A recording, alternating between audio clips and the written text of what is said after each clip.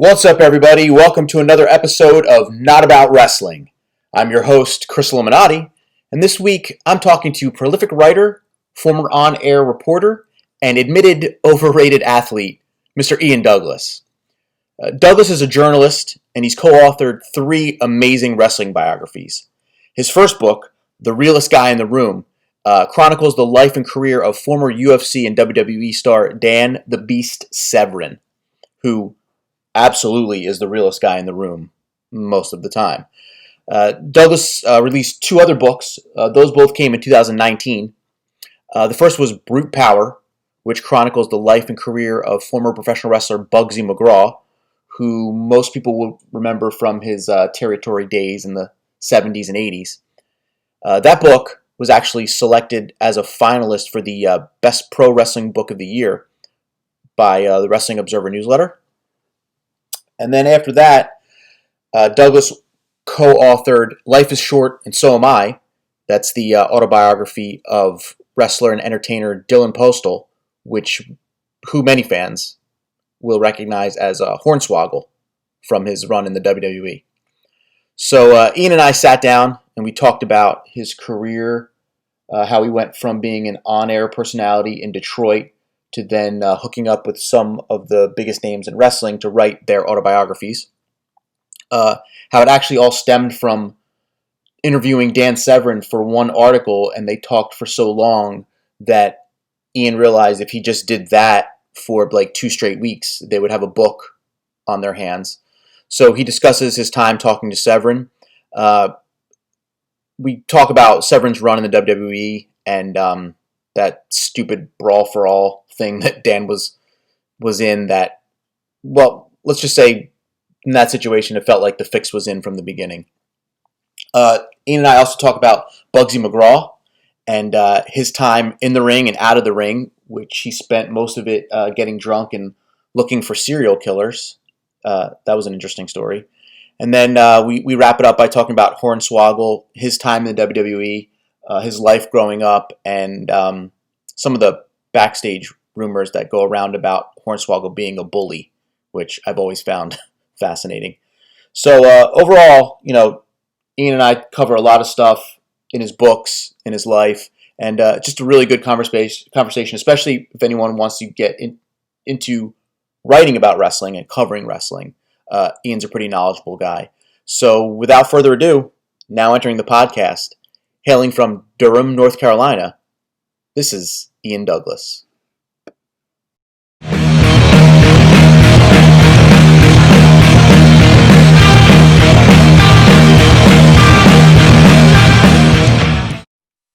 And I am here with Ian Douglas. Ian, what's up, my friend? How are you? Hey, Chris. Everything's wonderful. Thanks for having me on the show. It's a pleasure, and we're going to talk about all of your writing. But first, before we hopped on, I saw you take a little bit of a sip of the Monster energy drink. Is that your go-to morning caffeine shot, fix, whatever? It is, and quite frankly, it's my number one vice. Okay. There's nothing else in my life that compares to the addiction I have to caffeine and to Monster Energy in particular. Is it the caffeine or the actual Monster drinks? I think it's the actual Monster drinks. It's just the combination of having. It sounds like I'm doing a commercial for them, but with the Monster Zero Ultra, it's the combination of having something first thing in the morning that makes you more alert, that is only lightly carbonated, and it's cold and refreshing. So coffee just doesn't quite have the same appeal. So you even go for the cold in the coldest months of the winter. You're okay with the cold drink? 100%. 100%. See, and you said you were dealing with your own related issue? Well, just only this morning. So I've kicked coffee itself at least 3 or 4 times. Mm-hmm. And I'm now on I think I gave it up, I want to say pre-COVID, the first month of COVID. Mm-hmm. I just stopped doing the coffee because I realized I'm not a coffee person. I'm a cream and sugar person. So I needed everything to mask the coffee, and I would just dump, even the no calorie stuff. It's still not really that great for you. And I found that when I would take it a lot, and you probably noticed this stuff because you're an athlete. when you take the non-sugar stuff, it seems to make you want to eat more. Man, I haven't had that issue, but part of the reason why I haven't had that issue might be that first thing in the morning, I'm usually just having eggs and cheese, and that's it. My wife is a dietitian, Master of Public Health and Nutrition, Duke University Hospital, and she would be one of those who would tell you that if you have fat and protein first thing in the morning, it elevates your satiety level, and that has a tendency to last the whole day. I don't know if that's how it works with everyone, but that's how it works for me. So I can actually have eggs, cheese, and a Monster energy drink first thing in the morning and not feel any sort of hunger pangs until 3 or 4 p.m. Well, let's go back to the wife as a dietitian, and she's cool with you drinking Monster energy drinks? Well, everything's a matter of frequency, and everything is relativity. When we met, I was probably drinking 2 or 3 a day. Okay. And not the 0 calorie or low carb version. Okay. So now that I'm down to 1 a day, first thing in the morning, and it's 0 calorie, it's a little more tolerable in her eyes. Gotcha. So moderation with everything. My problem this morning is, so like I said, I don't particularly like the taste of coffee, but I like the smell of coffee. And someone in my apartment building is making a very strong scent of coffee today, and that's making me want the coffee. So if someone, I had a coworker that I used to work with, when he heard the crack of a Red Bull or an energy drink and smelled it, he wanted it. Do you have that problem? You know, I honestly don't think I do. Good. You're lucky, man. I've never really dwelled on the smell of an energy drink. Now, with coffee, I'm probably the same. The problem is, in my mind, coffee always smells better than it tastes. And I'm like you. I will mask the flavor of my coffee with 5 or 6 Splendas. And that may be another way in which the energy drinks have corrupted me. I expect my caffeinated beverages to be very sweet. Okay. So maybe that's it. So maybe now you're going to make me want a Monster Energy. I'll probably get one after this now. You can go get one. I'll wait. I feel like the reason we are so reliant on those is because we're both writers. And we both have crazy kind of like, I'm sure, do you keep crazy hours as a writer? Yes.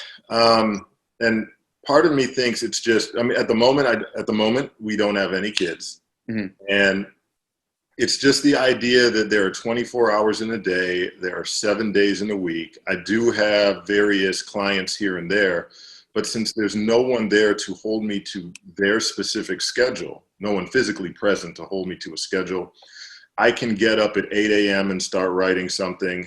I can switch gears and move to another client's work around 11. Then after lunch, go on to something else. I can take a break and exercise for an hour or 2. And then I can hit it again at 9, 10 p.m. And the same thing holds true on the weekends. And so if there is a mild source of conflict that my wife and I have, it's the idea that she's locked into the idea that she works from 9 a.m. to 5 p.m., give or take an hour, and that work is something you're supposed to be able to shut off. But when you're employed on a project basis, or when you think of a book as being a project that isn't done until it's done, and you have the ability to work on it any time of the day or night, 7 days a week, then it's hard to shut off that part of your brain that says, I should be working on something right now, and I have the opportunity to do it. Well, I think we can both have a little bit of a scapegoat since we both write about wrestling. I write more about covering the daily, day-to-day wrestling, whereas you write biographies. We're dealing with people who don't exactly keep the, most normal of schedule or lives. No. So especially some of the people you interviewed. Yeah, absolutely. Yeah, so you're dealing with all that. So before we get into that, let's go back. Let's start off from the beginning. When did you become a wrestling fan? Like, do you remember your moment? It had to be in 1987. Okay. I had an inkling of an idea who Hulk Hogan was because I'd hear that around me. My parents weren't the biggest fans of pro wrestling. They thought, hey, it's violent. We don't want our 5 or 6 year old son just watching violence on TV. We would prefer that he watch other things. Well, of course, that just made me want to see it more. That made me more curious and inquisitive about what pro wrestling was all about. Once early I'm sure it was a Saturday morning, I turned it on. I saw Macho Man Randy Savage with the Intercontinental Championship and flattening people off the top rope with the flying elbow drop. And I thought that guy was the coolest guy in the world. I went right to my bedroom. And my brother and I had beds that were more or less adjacent right next to each other. So I'm sure I took my stuffed animal Lorax, body slammed him on the bed, climbed to my brother's bed, jumped off, delivered a flying elbow to the throat of the Lorax. And my parents heard that, saw what I was doing, and then they said, no, absolutely not. No more wrestling. But again, that just made me fall in love with pro wrestling, just seeing Macho Man Randy Savage that one time. It's funny you mention that. I'm also a Savage fan. As you can see, I got the little guy back here, and he's randomly around my house. But Savage seems to be the gateway drug for a lot of people. What do you think it was about him?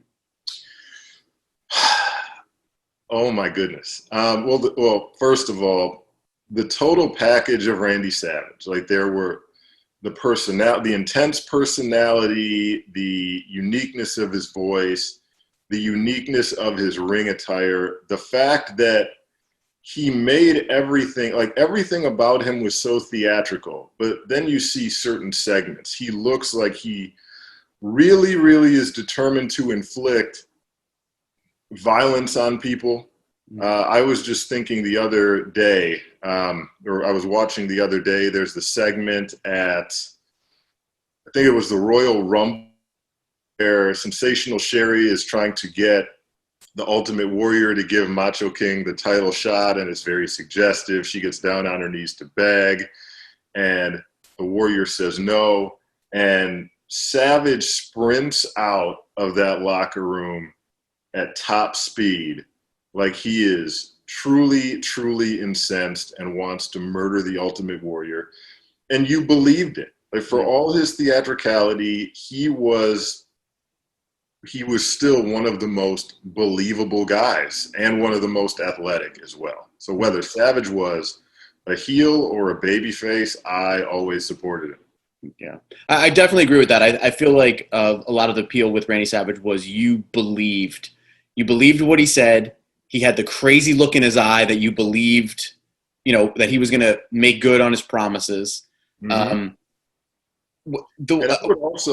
I would also add that, and I mean, I don't necessarily want to go down this rabbit hole, but it's very jarring when you look at some of the old stuff and you watch some of the new stuff, that depending on what was at stake, depending on what the prior interactions had been like between Savage and his opponents, whether or not they'd insulted him, like the way he would get to the ring, it would vary. Like he would sprint, he would interact with fans on the way to the ring differently. He would have a different look in his eyes, different look of intensity, depending on how seriously he was taking something.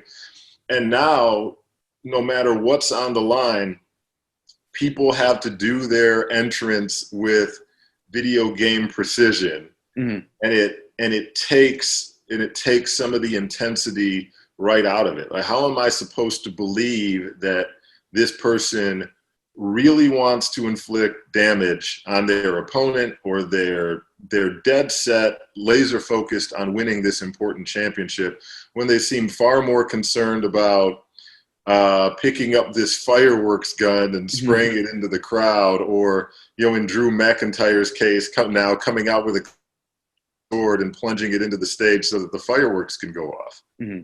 That's a good point. I never really thought about that. Like, yeah, a guy like Randy Savage, like you made the point about him running to the ring after the Ultimate Warrior. If that were a match and he wanted to get his hands on the Ultimate Warrior, that's how he would do it.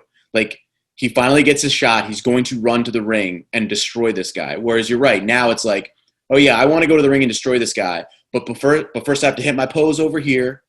First I got to come to the edge of the mat and I got to put some water in my mouth and I got to spit the water out. Then I got to, yeah, there is a little bit too much of the theatrics, whereas you lose the reality of there's possibly going to be a fight going on.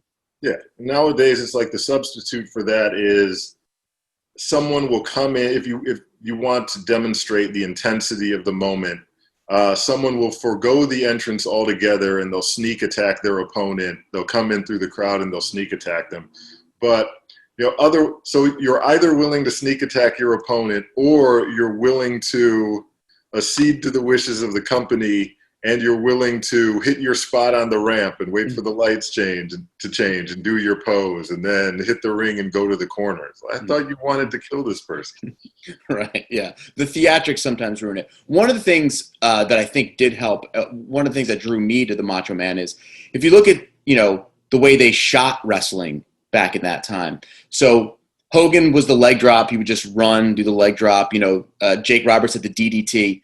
Macho Man, when he dropped the elbow, there was one of two angles. It was either a wide shot where you saw him almost jump across the ring to get somebody, or they did that low angle from the mat looking up where it felt like he was almost coming into your television and dropping an elbow. And I felt like the appeal of that, like, my God, look how high he actually is in the air when he's doing this move. I think a lot of that was what helped me become such a huge fan. Yeah, from a production standpoint, they definitely knew how to shoot folks back in the day, and they did a lot of favors for them in terms of their characters. Yeah, so we're gonna transition from a guy who looked like he'd legitimately kill someone to a person who probably could legitimately kill someone. And one of the first subjects of your first book, you did a biography of Dan Severn. Yes. I mean, you don't get nicknamed the Beast by accident. So. Well, he was specifically nicknamed the Beast by Jim Brown, who was doing color commentary of the second UFC show that Dan Severn was involved in after he lost in his first appearance and then in the tournament when he lost in the finals to Hoist Gracie, and then came back and won the very next tournament. That was when Jim Brown made the proclamation that Dan Severn was a beast, and the name stuck. So before we get into Severn in the book, how did you get involved with writing wrestling biographies? I mean, really, it came down to Severn. It came down to the interaction with Severn. What was a quick background? I'm a Michigan grad, Specs Howard School of Broadcast Arts grad, master's degree from Northwestern University's Medill School of Journalism. And I'd been a reporter for NBC News. I was briefly an on-air reporter for NBC News in Flint. I did a few consulting gigs, went out to Silicon Valley and worked for what was at one point the fastest growing blog in the world at Mavoto Real Estate. We did a whole lot of articles here, 30 things you need to know before you move to Boston, for instance, like that sort of stuff, kind of clickbaity stuff that was still sort of informative. I came back, and here's where it connects. I came back to Michigan, and one of my clients was the State Games of Michigan, the West Michigan Sports Commission. They wanted articles for a search engine optimization purpose, but they also wanted the articles to be informative for assorted athletes. I already had sort of a friendship with Kurt Angle, among other people. And so one of the first articles I was able to put together had to do with Kurt Angle's training tips. And we figured, okay, well, this will attract attention, but this will also appeal to amateur wrestlers. And then, sort of leveraging that, I was able to go to Diamond Dallas Page and say, hey, DDP, can you talk about the benefits of yoga for athletes? And he did that. And then I went to Taz and said, hey, Taz, you want to talk a little bit about judo and how someone can become a better judo practitioner? And he did. So finally I said, it would make sense. Severn has this great wrestling and combat background, and there are some wrestling and combat sports in the state game system. I should interview him. And I went to the executive Engelbart's, and he said, kind of borderline. They try to steer away from true violence, but if you say this guy was also a premier athlete in a sport that's in our system, we'll allow you to do the article. So I contacted Severn. He got back to me straight away and said, yes, I'd be happy to do an interview. I figured I only needed to talk to him for 20 minutes. He spent somewhere between an hour and 15 minutes to an hour and a half on the phone with me. And I was just thinking, wow, he's so effusive with the information. If I could get him on the phone for 15 more of those, he could probably write an actual book. I remember thinking that, not thinking that I would ever be involved in writing a book with him. Now, what also came up during our conversation was the fact that my cousin was one of the owners of the Dark Horse Brewing Company in Marshall, Michigan, which briefly had a show on the History Channel called Dark Horse Nation. And Marshall is about 30 minutes from Coldwater. I mean, nothing is 30 minutes from Coldwater, but Marshall is. So Dan was familiar with, not the brewery, but was familiar with Marshall. And he would occasionally contact me and say things like, hey, is there any way that we could do some sort of thing where I'd show up and sign autographs at the brewery? I had no control over what went on at the brewery. It sounded like a good idea to me, but Dan is so, to his credit, Dan is so clean cut. The Dark Horse Brewery branding was not particularly clean cut, so it wasn't that great of a fit. One of the times Dan called me, I was assisting a client with some editing and some writing, and Dan just remarked and said, hey, well, I would really love to write a book at some point. And remembering my thought the prior time I'd interviewed him, I said, well, hey, if you talk to me every day for an hour for the next 3 weeks, I think we can accomplish that. And he said, okay, sounds good. And I believe the following Monday, we started right up. I started interviewing him, recording the conversations, transcribing, and that's how Realest Guy in the Room, Life and Times of Dan Severn wound up getting published. And did you have questions set up, or was it more of like a free form, like he would just start talking, or? Well, back then I definitely didn't know what I was doing. I definitely didn't know what I was doing. I jumped right in with, how did you get into MMA? And we probably had 2 or 3 conversations that more or less started from the middle of the story. And then I said, okay, well, I got some of the important stuff. Now let me backtrack and start with the beginning of his life. And I honestly wish I'd started with the beginning of his life, because then I would have been able to ask far better questions about the latter portion of his career. And we did have to backtrack and cover some of those things. And how long did you guys, you end up talking for how many weeks?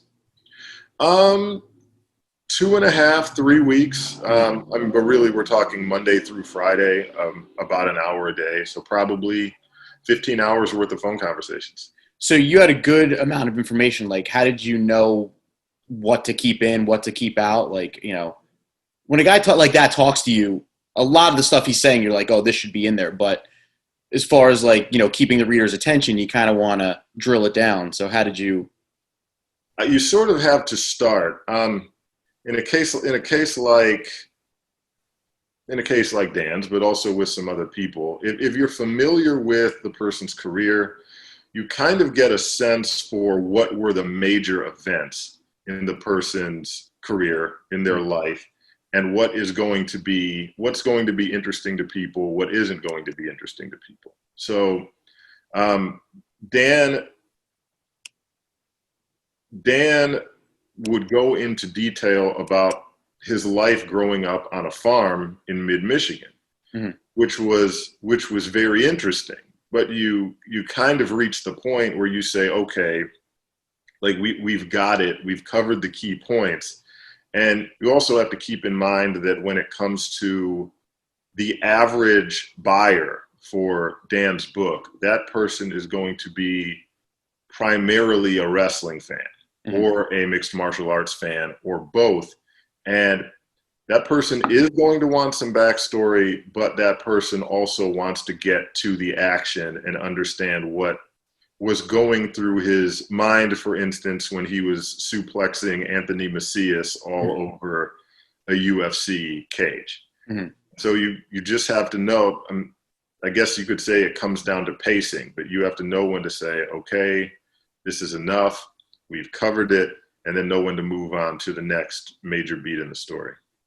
One of the lines that really stuck out to me in the synopsis of the book when I was looking it over online, it said that Severn felt he was the most legitimately feared but ignored champion in WWE history. What did he mean by that? Well, when you look at the situation where he's a guy who's brought in, well, and then you also have to do a historical comparison, but we'll start with the situation at the time. You have a guy who's brought in with the NWA championship belt already around his waist. He's coming to the ring. I believe he may also have been the reigning UFC Superfight champion at the time. So when you think about the legitimacy of Severn as an athlete, and you think about the fact that he's the reigning champion of another organization, and you think about everything that can be done with that, and then you think about what actually happened.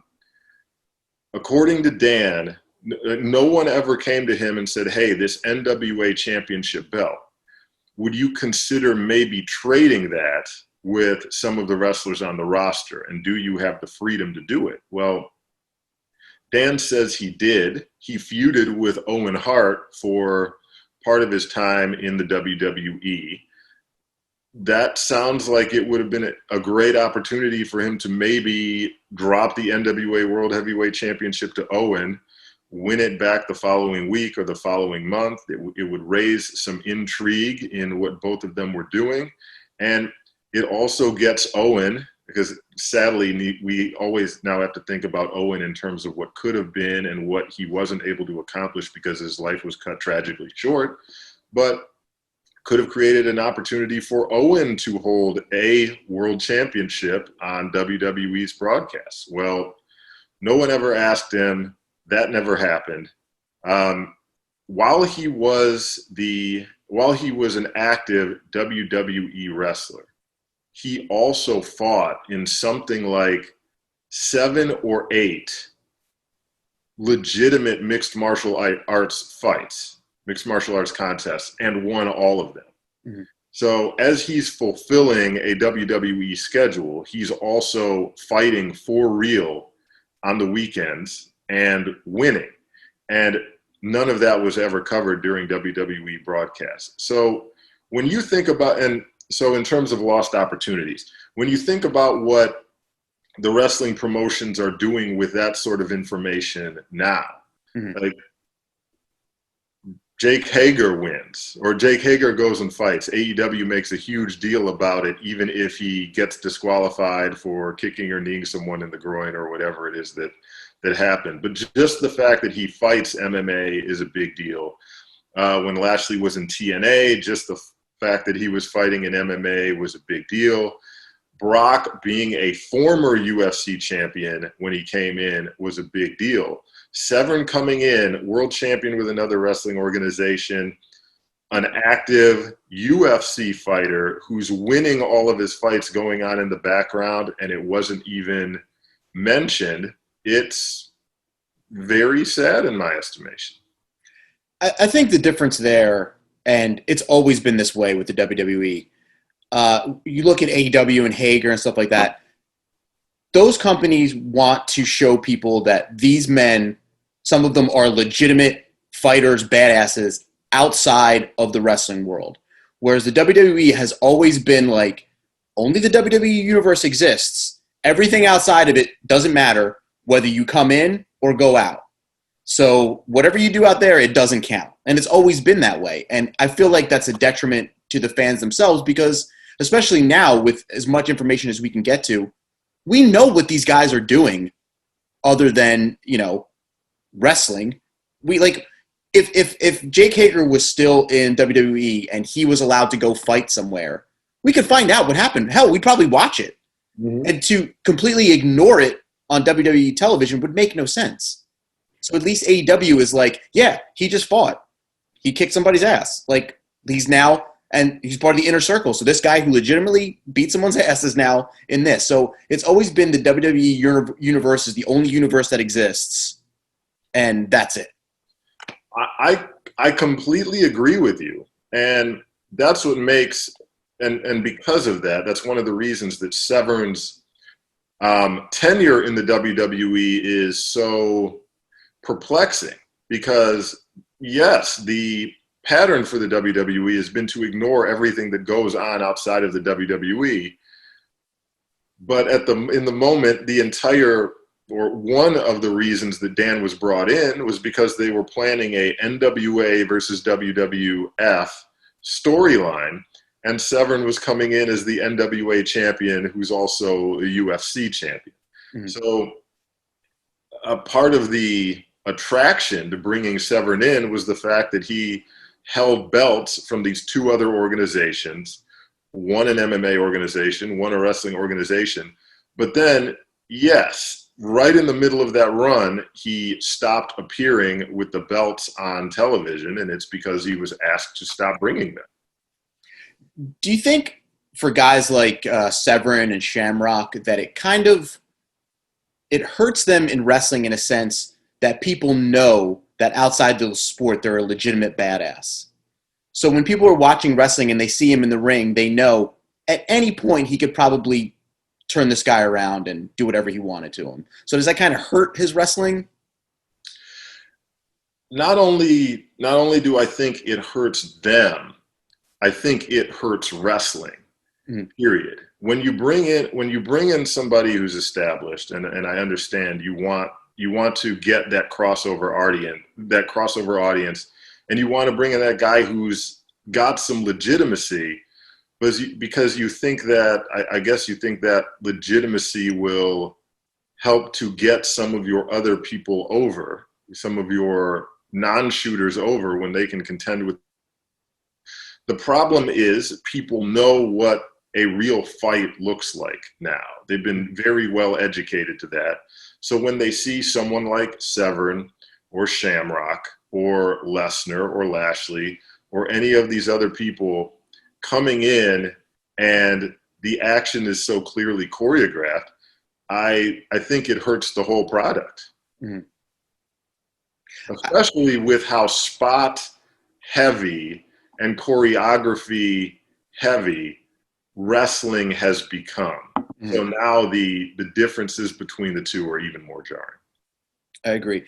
And Severn did come in at a time when it was a little less spot heavy and looked a little bit more like the old school wrestling bout. I don't remember where it lines up in the timeline, but he was there and did participate in one Brawl for All. Is that really where it kind of like the relationship just soured? Well, the story Dan tells, the story Dan told me for the book was he was approached to be part of the Brawl for All. He didn't know much about it. He was approached backstage to be involved, and he said, "Sure, no problem." And so he came to the ring. The gloves were too heavy. Mm-hmm. And he realized none of these people could stop him if he took them down. So he just, I think it was the Godfather he was in the ring with, and he just repeatedly took the Godfather down. Mm-hmm. I noted in the book that at one point, despite the fact that the scoring system was clearly laid out and the announcers are mentioning what the scoring should be and that Severn should have the lead, because Godfather had really done nothing and Severn was getting all these takedowns, the score flashed briefly that the Godfather was winning the fight. Mm-hmm. If you go back and watch it, you'll see the score flashes Godfather's up. Mm-hmm. I don't know if that's because the fix was in or what, but Severn had so obviously done all of the scoring throughout the contest that the fight had to be awarded to him. I don't know if it was an attempt to make a Godfather at Severn's expense and it didn't happen, or what. I don't even want to put that idea out there. But then Severn says that that some agent came up to him afterward, even though he won and was announced as the winner. They came up to him afterward and told him he was out, that you're out of the tournament. We don't want you in it anymore. And they advanced Godfather in the tournament anyway. And he had no idea why. He just did as he was told. But he thinks there was the possibility existed that they realized he could advance, if not win the tournament, he could advance deep into the tournament simply by taking guys down over and over again, when the appealing exchanges would have been to have people standing up and trading blows the entire time. And Severn didn't have any interest in doing that. Like, why go out of my way to risk getting knocked out, like Steve Williams ultimately did, if I can just rely on my wrestling, take people down and win? That's what a smart fighter would do.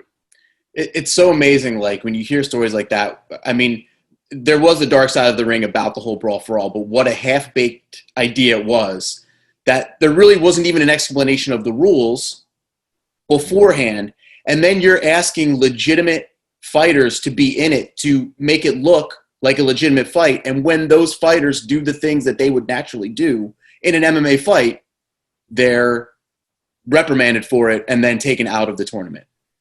Right. So really, it was real fighting in a fake world. It's just, it'll go down as like one of the most ridiculous ideas. Well, and as people who are far more knowledgeable than me have mentioned, like Jim Cornette, it resulted in a lot of injuries. It resulted in a lot of hurt feelings.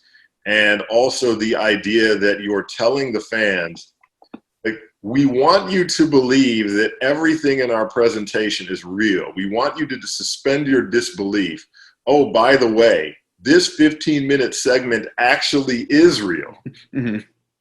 And then we want you to go back to suspending your disbelief for the remainder of the show, even though we've just kind of clued you in, or not even clued you in. We've rubbed in your face the fact that this 15 minutes was real and the remaining hour and 45 minutes is totally fake. It's a bad business decision for a wrestling company. You mentioned Jim Cornette right there. He did the foreword to the book. Did you have any interactions with him, or did he just... I asked Dan, who do you think would be good for the foreword? Do you think Jim Cornette would work? And he said, yeah, Jim Cornette would be fantastic to do the foreword to the book. I'm sure I went on Jim's website, found his email address, emailed him, and asked him, would he be interested in doing the foreword to Dan's book? If he didn't get back to me that day, he got back to me the very next day and said, I would love to do the foreword for Dan's book. It was that simple. There's a guy that needs a book. Yes. The only, I don't necessarily want to say the downside to it. I mean, there's no downside, but what do you put in the book? He has so many hours of content out already. His opinions on so many topics that even have nothing to do with wrestling or even people he interacted with regularly in wrestling. They're so well known. He's making enough money off of it anyway. And quite frankly, not just the book with Dan, but the books with, I mean, every book I've worked on, I've come to the conclusion that really they're all really they're collections of hour-long podcasts. To be quite frank with you, that I would call up Hornswoggle and say, okay, now let's talk about this, and we talk about it for an hour. And then we talk the next week about something else for an hour, and ultimately the book just becomes a curated version of 15 to 30 podcast episodes for all of these guys. How do you curate all of Jim Cornette's content and get it down into like even a 500-page book, I don't know that you could effectively do it. That was your beep, right? Did you hear that? Yeah. I was loud on my end. I thought like I was baking something and the cooking was done. I was like, what was that? From Severn, who was the realest guy in the room, let's real quick go to, I don't want to call him the fakest guy in the room, but Bugsy McGraw. He comes from a time when kayfabe ruled, yet he did not stick to that when he did his book. How was that experience? That was a fantastic experience. Part of the attraction, my buddy Kenny Bevan, he'll hate me using his real name, Kenny Casanova, called me up and said, Bugsy McGraw is interested in doing a book. I'm already working on enough books. Do you think you'd be interested in doing this? I said, I don't know if I'm the right guy, honestly. I don't know that much about it. And then I thought about it and I said, well, maybe that does make me the right guy to do it, because if I'm coming at it with a completely blank slate, I have no preconceptions about him or his career, I might ask questions about his career and about his life that people with familiarity over his career and life wouldn't be inclined to ask because they think they already know all the details. And so I contacted Kenny, said I was interested. He got me on the phone with Bugsy. We got started, and it was an incredible experience. And I learned more about the history of pro wrestling in Detroit. And I'm a native Detroiter. I learned more about the history of wrestling in Detroit just from my first 2-3 conversations with him than I'd learned throughout my entire life up until this point. So it was a very rewarding experience. And authoring in general, when you're working on these guys' autobiographies, it's just a very rewarding experience to get some of these guys' life stories first and to get them in this much detail. At this stage of writing Brian Blair's autobiography, and I think we were something like 16 conversations or so in, and he said, Ian, I think you know more about my life at this point than anyone else other than maybe my wife. And you do develop a very unique fondness and attachment for and to everybody you work with on these books, and Bugsy was no exception. Can you remember a story of Bugsy's that really stands out?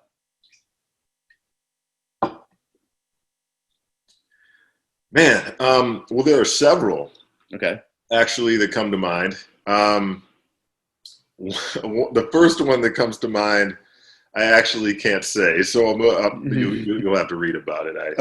I can't speak it in polite company, and also my mom may be watching it. I don't want her to hear me. That's fair. Language. I mean, I was going to plug the book anyway, so I'll definitely plug with that. Okay, wonderful. And here it is, by the way. There we go.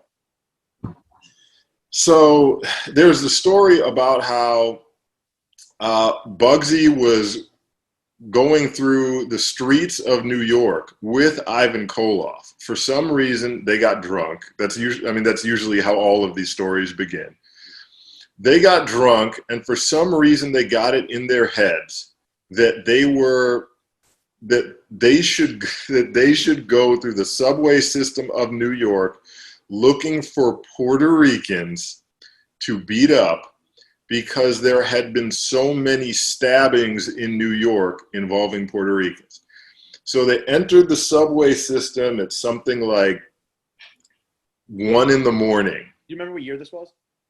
Oh, this was when he was in the WWF. So late 70s. So probably 75, 76 maybe. Okay. Definitely mid 70s. Okay. So I just wanted to preface that out there for people listening because of what we're talking about. I wanted to say it was a much different time. So go ahead. Yeah. That they'd heard all about these stabbings involving Puerto Ricans in the New York subway system, and they were going to go act as bounty hunters and go confront some Puerto Ricans with their fists.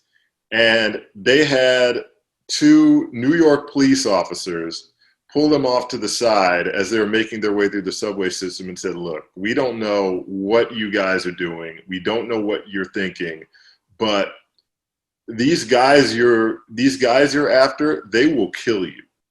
Like, if you're wandering through here, like, you're down here, you're unarmed, you shouldn't be down here anyway. You need to get out of here. So that story was one that came to mind. And one of the reasons that came to mind is because he did the same thing with, what was his name? The Oregon wrestling fans are going to kill me. Billy Jack Haynes? No. Oh my goodness. How embarrassing. He was retroactively named the best worker in the Northwest. Moondog Lonnie Main. Thank God that came to mind. Okay. Oh man. That he and Moondog Main were best friends for years. Moondog Main later died tragically in a car accident. But Bugsy and Moondog Main were best friends for years. All they did behind the scenes was get drunk and go out looking for trouble. And when they were in San Francisco together, it was around the time of the Zodiac killings, and they thought it would be a good idea to get drunk and ride around town looking for the Zodiac killer, trying to make themselves look vulnerable so that he might take a shot at him so that they could beat him up and take him in. Now, how 200 and, I mean, in Bugsy's case, at that point, he was probably 280 or so. But how two huge guys weighing in excess of 250 pounds are supposed to make themselves look like vulnerable and attractive targets, I have no idea. But that was another fun story from the book. Well, I find it fascinating, too, that two professional wrestlers know how to lure the Zodiac killer out of his hiding. But the San Francisco police don't, and no FBI doesn't know. But two professional wrestlers can figure out, just by looking inconspicuous, that the Zodiac killer is going to come looking for them. That's a lot of drinking right there. I guess when you're just debilitatingly drunk, anything can sound like a good idea. I've never been the level of drunk where I was like, let's try and find a murderer, hoping he'll murder us. Or at least try. Yeah, that's an insane story. But one that really only happened in that time. Like, you can't say, like, now, yeah, so the Young Bucks were out, and they don't even drink, but so I can't even use them as an example. But, like, two wrestlers were out today, and they were trying to find someone, a murderer. They're trying to get murdered. Like, it just doesn't happen today. I mean, if anything, those guys are low-key trying not to get spotted. Oh, for sure. Like, Kenny Omega isn't about to go look for the Green River Killer. Like, already been captured, apprehended, but still. That might make a fantastic comic book. It might. So you do the Severn, you do the Bugsy, and that brings us to Hornswoggle, who is a completely different animal. Hornswoggle was first. Hornswoggle came before the Bugsy book, but was published after. Oh, okay. So there we go. Okay. And that's an interesting story too. But he's an interesting story. So go ahead. Oh, amazing! I'd just wrapped on at least recording the audio for Severn's book, and for the first time in a couple weeks, I was at the gym. I was on the elliptical. I was listening to the Stone Cold Steve Austin podcast, and Dylan Hornswoggle was the guest. And I was laughing the entire time. Like, every story he told was tremendous. But when it ended, I was like, man, I want to hear more. Like, how can I hear more? Like, I don't want this to be one and done. I don't want Dylan to go away. I want to hear more. And you know what? Let me go and ask him if he wants to do a book, simply because I think it would be extremely entertaining, and I think a lot of people would get a kick out of it because he's so funny. So I got back to my place. I found his booking address. I think it's like bookhornswoggle@gmail.com or something like that. I sent him a quick message like, hey, I'm just finishing up Severn's book, and I would love to help you with yours and help you get your story out there. I went and took a shower. By the time I got back to my computer, he'd already replied and said, yes, let's do it. And the next week we got to work on his. Right. One of the fascinating things about Hornswoggle is not only, so, I mean, he's obviously a little person. He was in professional wrestling for years. But when I'm going through his biography, he was in a lot of major angles for someone of his, like, you know, back in the, 70s, 80s, guys like Hornswoggle were brought out to, like, make the crowd laugh, or, like, they were the popcorn matches, or but I mean, he was the Raw GM. He was Vince McMahon's illegitimate son. Like, he was the cruiserweight champion. He was put into some huge angles. I mean, did he talk about, like, what that kind of did for his psyche and, He spoke more about the interactions with all of the special guest general managers. That it was more about if he heard Snoop Dogg was showing up, then he knew he was going to make airtime, and he knew he was going to get to interact with Snoop. If he knew that the Muppets were going to be on the air, and he's the biggest Muppets fan on earth, that he knew he was going to get to interact with them. So it had less to do with what things did for his psyche. And in some cases, like the GM, if you read the book, the GM angle, if anything, that damaged his psyche, because they went to him with that on short notice and said, we're going to make you the GM, because there was no plan for it. And then they said, we're going to make it so you're like this, like, almost gang leader, but we need you to do this. I forget if it was like a New Jersey or Long Island accent or something like that. And Swoggle is he's a kid from more or less Milwaukee, Wisconsin, or Appleton, Wisconsin. Not Appleton, but I mean, he's between Green Bay and Milwaukee is where he grew up. And now you're asking him on short notice, and he's not a trained actor in that respect. Like, we want you to put on this accent that you've never tried before. We want you to master it in just a few days. And you're going to have to use that accent for as long as the character is in existence, unless they pull a Kofi Kingston and say, we don't want you to sound like a Jamaican anymore. You can, now sound like yourself. But this whole angle is dependent upon you mastering this accent, and he couldn't do it. And so when he came in on the day of and went through the rehearsal, and it just didn't sound, it didn't sound convincing, they just said, okay, screw it. Just go out there, kick him in the shins, and leave. And so he comes out from under the ring. I think it was Lawler that he kicked in the shins, or somebody. And then during the interview segment, and then he just left. And so what could have been this major angle and would have been the biggest break of his career was completely scrapped just because he couldn't master an accent on short notice. And I think that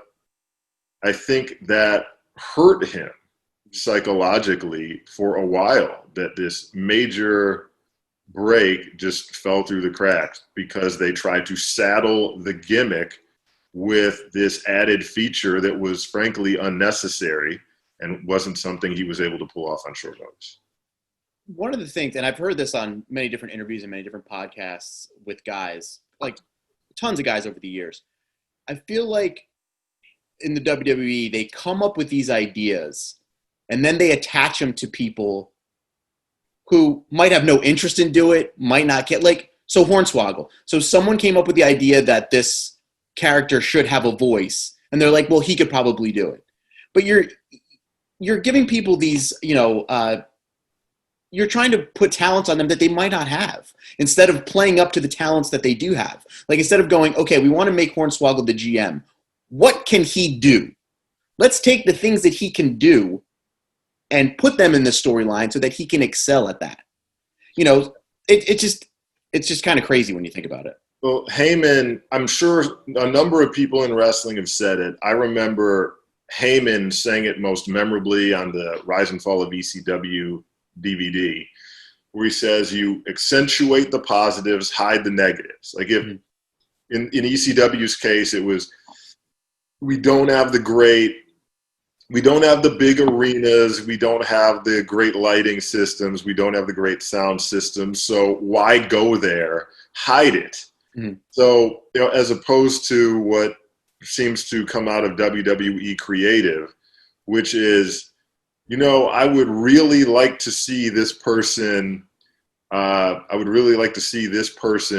doing this thing. I think that would be entertaining. Well, this person doesn't know how to do it. Well, that's okay. We can teach them how to do it. We've got 5 hours before showtime? Yeah, we can definitely teach them how to do it in short order. And when it doesn't come across as convincing, because how convincingly can you demonstrate an ability that you just learned a few hours ago? The talent end up getting sadly, it seems like the talent end up getting blamed for not having talents that they never professed to have in the first place.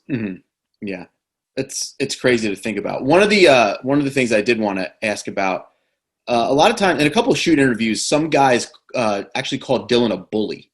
Did he talk about that? He didn't talk about being a bully. He spoke, but he did speak. If anything, he spoke about CM Punk being a bully to him. He spoke about letting some things go to his head, and as a result of that, not necessarily being the best boyfriend to a few of the girlfriends that he had. He didn't date anybody in the business. That he was the girlfriend outside the business. Okay. No. All his girlfriends were outside the business, but that he could let the fame go to his head a little bit, and that would come into play during his interactions with folks outside of the ring, or sometimes in the general public. But in terms of him being a bully to any of the other wrestlers, no. That came up. Did Hornswoggle have a lot of female fans? He didn't mention having a lot of female fans. No. Okay. The fans that he mentioned having, what surprised me was, I expected him to say, I expected him to say that he had a lot of little person fans. And he said no. Like, never happened, never came up, never got approached by somebody who's a fellow little person who said, "You're an inspiration to me." That never happened. And a funny thing to me is the fact that he was a big fan of like Vern Mini-Me Troyer. And Troyer showed up, and he thought Vern was acting like a bit of a diva and a bit of a horrible person who didn't want to do anything. And he was very disappointed by that, because Vern was something that he looked up to. Vern was someone that he looked up to.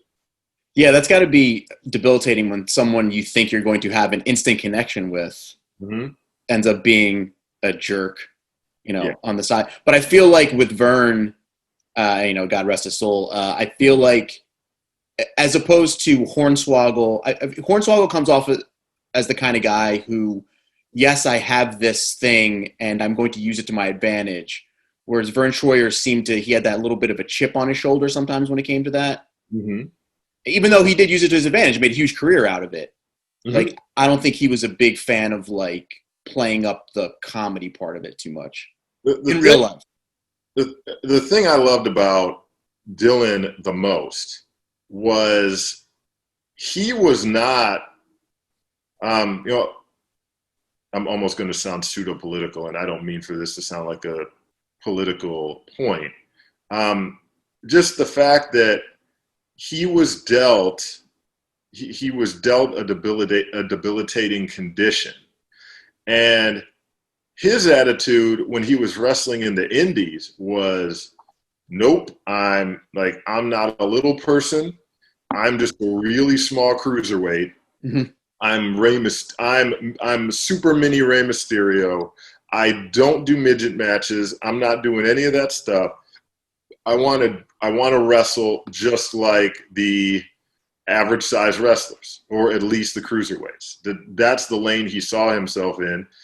And he was very, very resistant to doing any of the classic midget match stuff, if you want to call it, because he didn't want to be seen as someone who was limited in any way, that in spite of his condition, he wanted to be thought of as just like everyone else. And that fascinated me, and I really admired him for taking that attitude.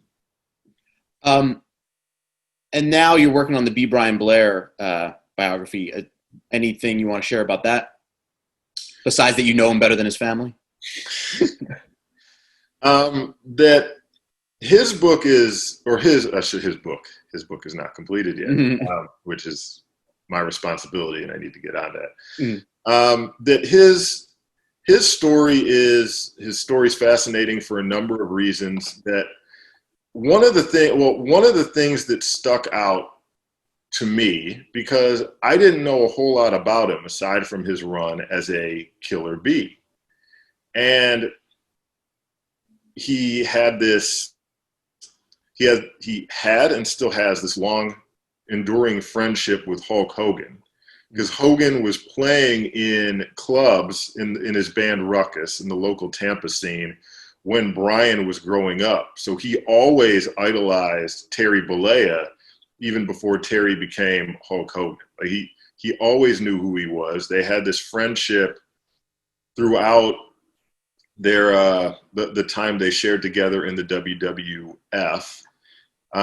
The fact that when Brian made the decision to return to the WWF in '84, because Hogan had a hand in bringing him in, Brian was he was either the reigning Florida heavyweight champion or the reigning Southern heavyweight champion, but he was holding one of the top two singles titles in a storied territory.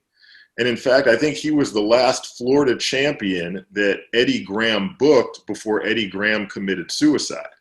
So here's a guy who was regarded as top tier in the Florida territory, and was going to be one of those guys who would carry that banner into the future. And he was one of the guys the WWF came in and snapped up and said, okay, we got you from Florida. That's going to hurt their territory. And we swiped Jim Brunzell from the AWA. He was Greg Gagne's longtime main event tag team partner in the High Flyers. And we are packaging them together in something new, which wound up being the Killer Bees. But not only was that designed to help WWF programming, but they hurt the Florida territory and they hurt the AWA in one fell swoop in putting the Killer Bees together. And one other point I want to get across in promoting this book that I hadn't thought about at all, up until the point where we were deep into the weeds of working on this book. When Brian leaves the WWF, he made the decision to leave, and the Killer Bees were broken up.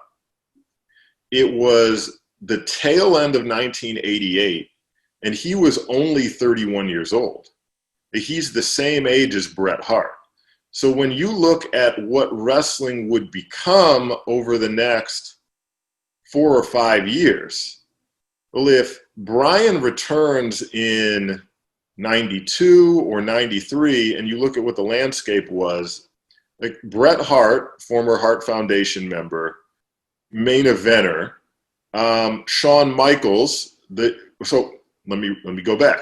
Bret, the young half of the Hart Foundation, main eventing as a single. Shawn Michaels, the young half of the Rockers, high undercard as a single. Jacques Rougeau, the young half of the Rougeau brothers, had his brief Intercontinental Championship reign as the Mountie. Davey Boy Smith, the young half of the British Bulldogs, had his Intercontinental Championship reign, main evented at Wembley, and then entered the main event picture later on. So the young halves of many of the most prominent tag teams of the 1980s wound up in the main event picture partially due to the fallout of the steroid scandal.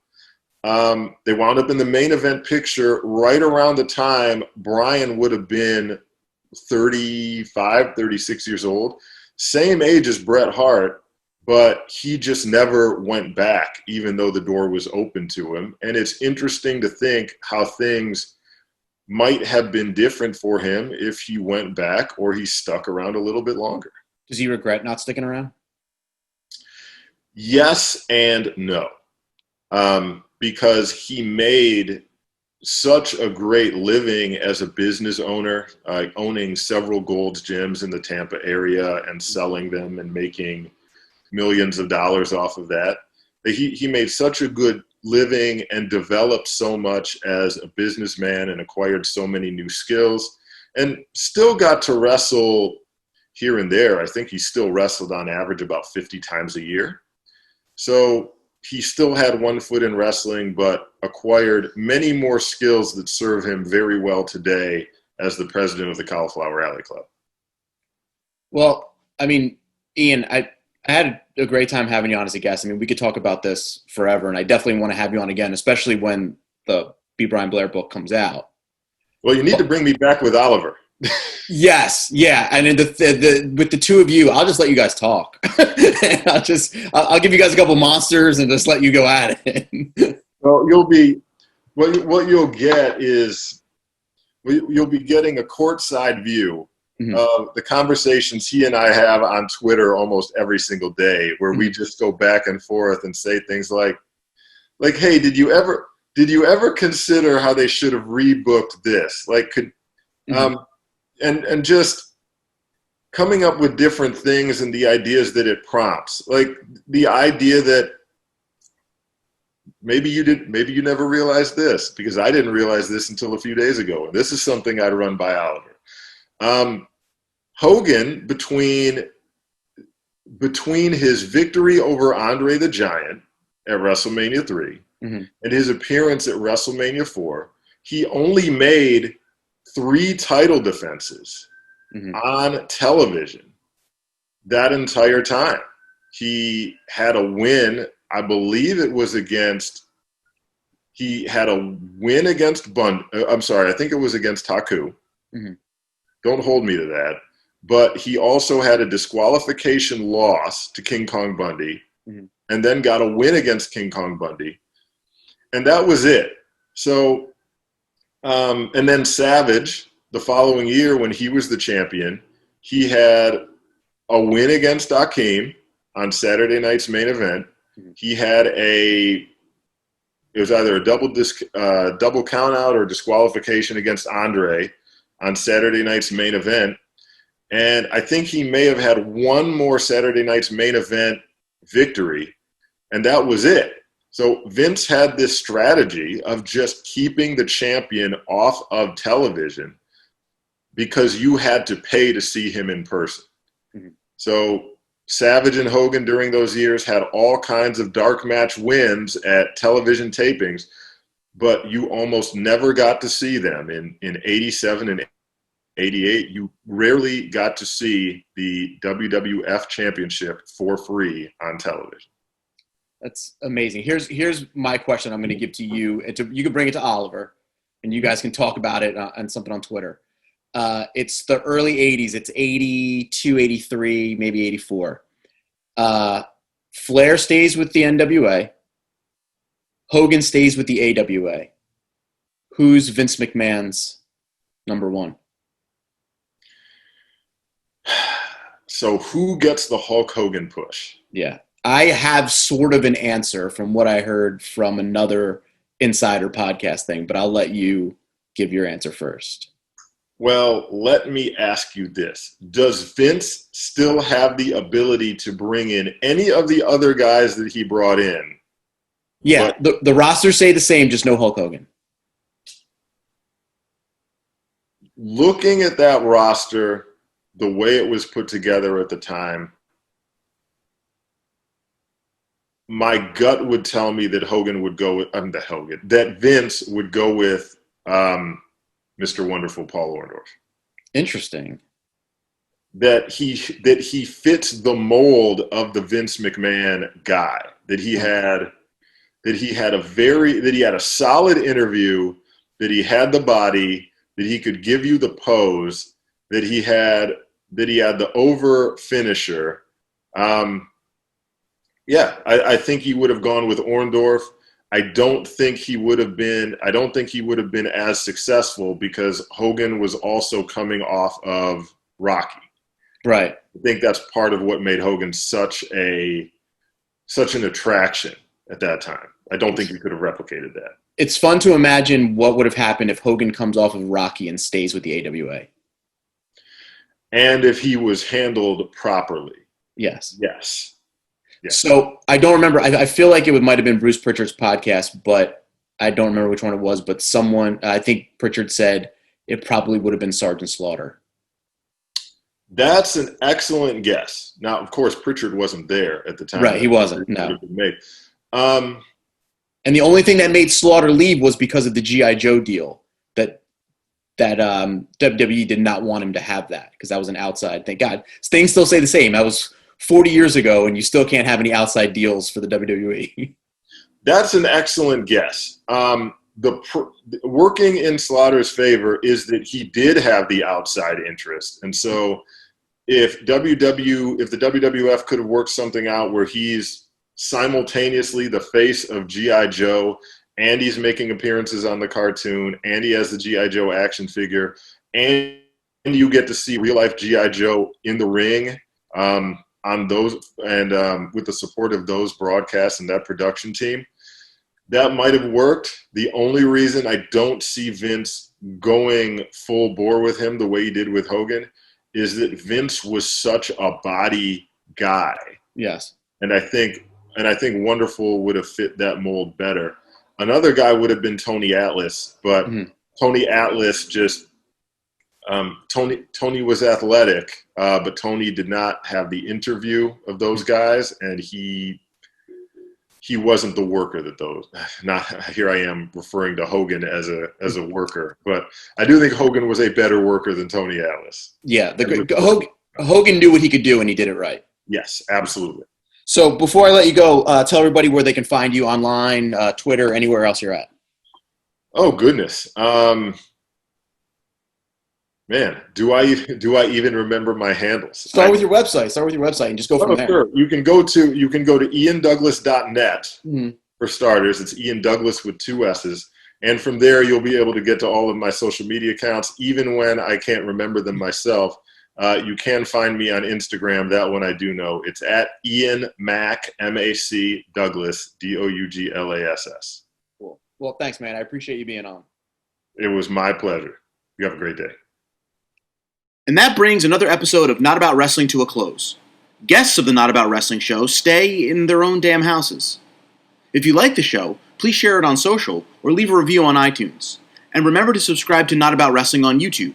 Just go to youtube.com/BroBible and find the Not About Wrestling section.